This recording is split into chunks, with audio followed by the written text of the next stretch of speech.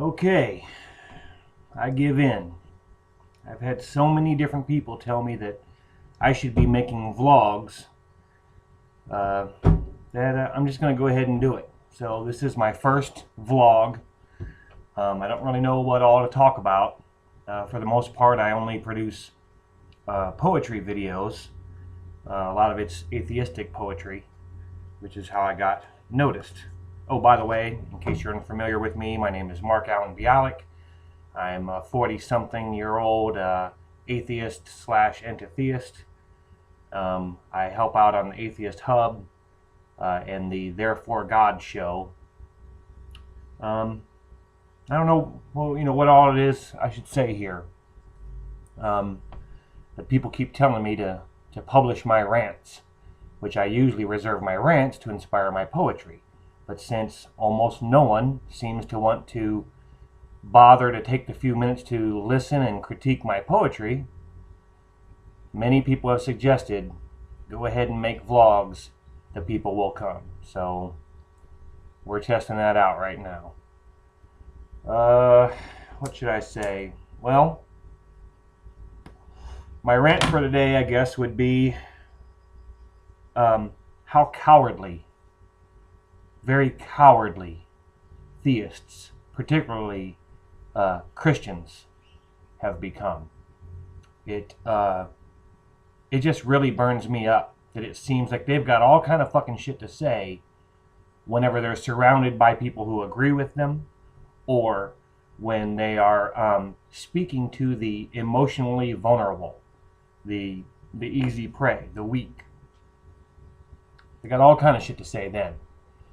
But when you try to get them into a discourse regarding what it is they actually believe, and you start, putting out what I think are just very basic questions, things that should have long ago been considered as regards their belief in their gods, especially considering that if you are of the belief that your God has put forth some type of message or manual or guidebook to mankind, something so specific.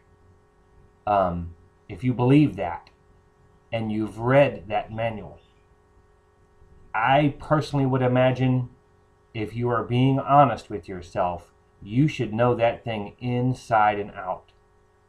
It's what other message could be more important? You'll fucking race home to watch, oh, the new season of fucking Walking Dead's coming on. I can't fucking miss that. You'll TiVo it or jump through fucking hurdles or, fight a fucking raging fire to get to your fucking television for that shit. But you can't be bothered to understand just basic arguments against the fucking dipshittery that is in your fucking holy books.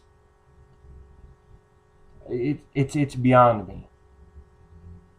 So yeah, I don't know if I seem very interesting actually in conversation.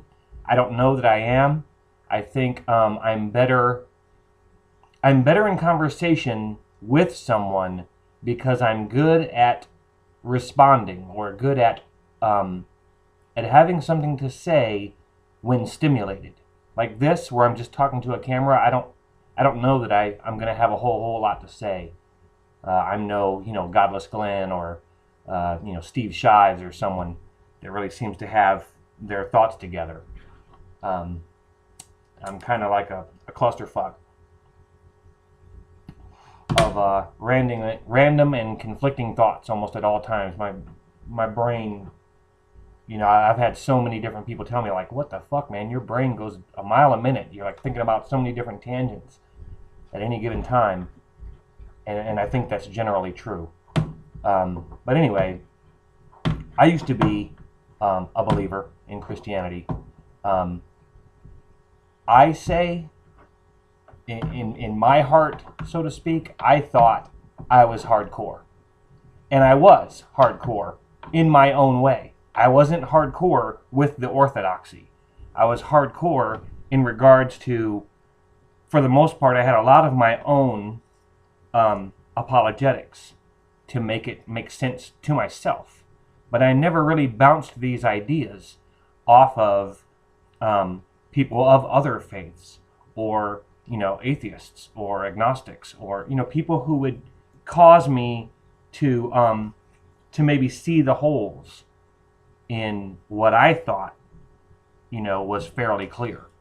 And then late in life, that did happen for me on multiple occasions over recent years. I met people that were outspoken and that were willing to ask difficult questions. Some were very polite in the ways they asked, and others were, in my perception at the time, were vicious or confrontational. But it was only because I was unwilling or refusing to see or admit to, because I think I saw a lot of it, unwilling to admit to just how easily debunked my beliefs were, and easily contradicted. I was contradicting myself, let alone how much the Bible contradicts itself. So yeah, but anyway, I guess the points I want to make here is that I don't know what I'm going to do with this vlog. I don't know how many I'll do. My rant for today is, you fucking cowardly theists need to fucking bring it, man. Because if you're going to continue to manipulate our laws, cause so much hate, cause so much destruction in the world, in America and abroad, especially now so in Africa and other, areas that would be considered third world, then yeah, you need to fucking bring it. Because if you start hiding like this, cowering and fucking only talking amongst yourselves, that's only gonna fucking bring shit down on you harder, man. Because we're gonna have to fucking seek you out. The games are over with. It's done. You can't just hide and continue to abuse society as a whole and expect those that don't believe as you do, or that don't have beliefs in unfounded and unevidenced things, to just bow and kowtow to your belief. You can create all the fucking blasphemy laws in the world you want. You can fucking do whatever it is that you think you can do to prevent outspokenness. You can cry, oh, persecution, or oh, you're being blasphemous, that's against the law, or why can't you just let me believe what I want? You can fucking say that shit till you're fucking blue in the face, because it's affecting us all. It's affecting us all. It's affecting people I love. Even if it were just me, it's too much. So people are too learned now. Information is just too easy to come by. People are bothering to think about these things now. Maybe, partly because the sciences and civilization have freed us in so many ways. We've got a lot of fucking free time as compared to the most of history. So, we're taking that time now to really think about this shit. Like, well, wait a minute. So Jesus is God from the Old Testament, yet he prayed to God and asked himself, why hast thou forsaken me? What? Yeah, people are starting to think about that shit. And when they realize, more and more people, as they realize they've been bamboozled, and that their finances and that their living styles and even their own emotions have been so heavily manipulated and abused by this bullshit, the ranks of atheists and agnostics are just going to grow.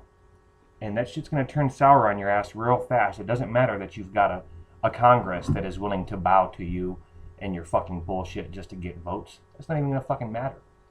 I hate to say it, and I really, really don't want this. This is actually a big fear of mine.